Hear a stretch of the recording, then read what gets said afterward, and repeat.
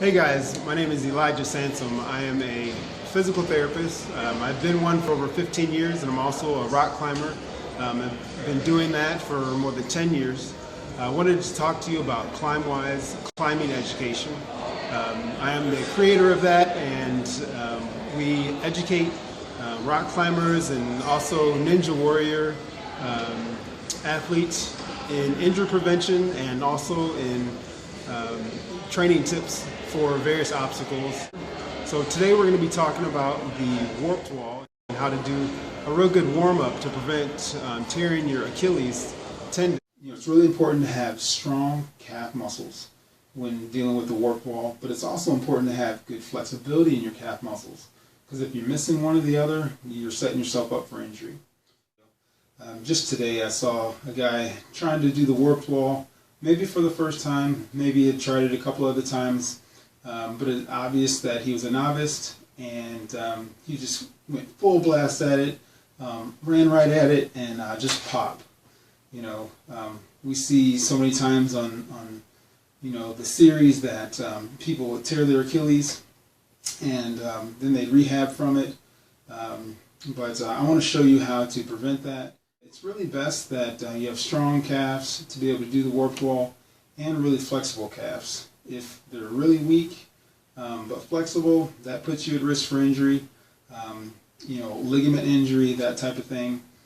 If they're really strong but you don't have good flexibility, then more than likely, by not properly warming up, and you're more than likely gonna injure it. Either just strain it lightly, or have a full-blown tendon rupture. You definitely want to avoid that. So I'm going to get into it now. First, we're going to do the foam roller. I like to do it, I'd say doing it about 20 or 30 times. Just 20 should get the blood pumping really good. So let's do it.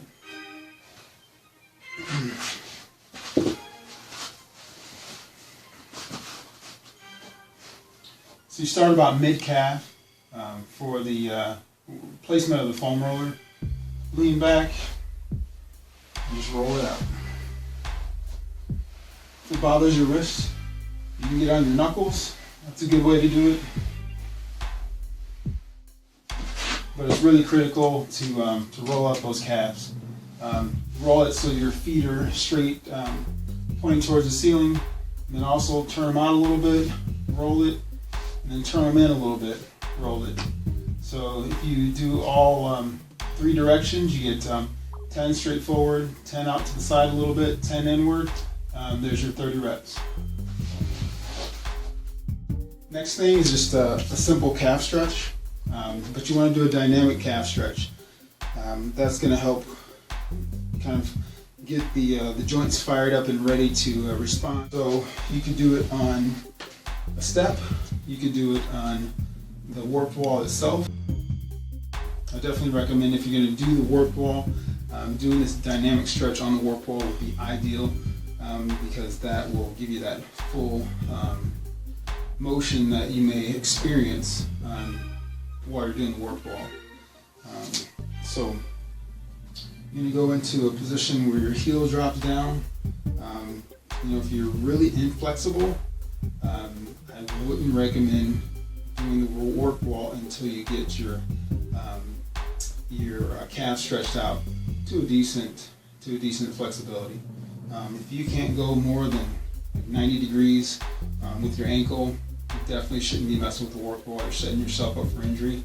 What really would be ideal is to have a good 20 degrees of what's called dorsiflexion, where your toes come up, your heel drops down. You want to drop your heel down, lean into it, and come on back. Lean into it, and come on back. Previously we heard that doing repeated motions or ballistic type motions were really dangerous, but we found that active stretching, where you're moving a muscle to its end range and pulling it back, that is actually more beneficial than static stretching just before you're getting ready to do a activity. So with this, there's 2 different parts of the muscle that you want to focus on. So right now I'm just doing it with my knee straight, and that gets what's called the gastroc. It goes up above the knee, and then also you want to do it with your knee bent. So you go from a straightened knee position to a bent knee position, all while keeping my heel down.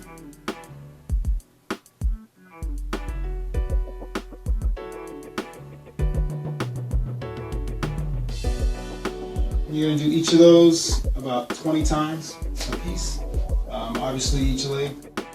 Number 3, what you're going to do is more of a ballistic movement as a warm-up. Okay? So you would initially just get in and do some hopping. You can do it that way. What's more beneficial is to get it so that your calves are loaded to a full-length stretch as a warm-up. Because when you hit that work wall, you're going to be going full speed. Your calf is going to stretch maximally, and that's usually where people get that pop, because their muscles aren't able to control that motion, and so the force goes into the Achilles tendon and it pops. So as you continue to do those stretches, I'd recommend doing them even outside of just prior to doing the work wall, to increase your flexibility if you have a problem with stiffness in your calves. The next thing would be more of a dynamic or ballistic type of a warm-up where you're actually hopping. I recommend initially doing 2 feet. I'm going to do this just for demonstration purposes only, but again, I would not recommend using a hook. Use something sturdy, a wood block, something that's not going to flip over. So a stair or the work wall. Notice every time I catch myself, my heels are dropping all the way down, and then I'm popping up and coming back down.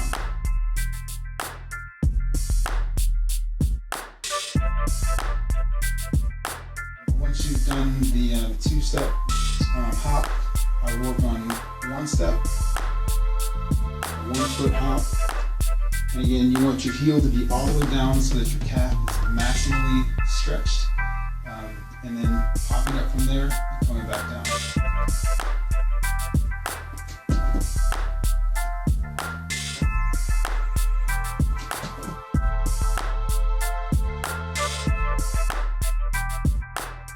So that's just a simple little series of exercises you can do to get those calf muscles and the Achilles tendons properly strengthened and stretched out. So I hope that helped.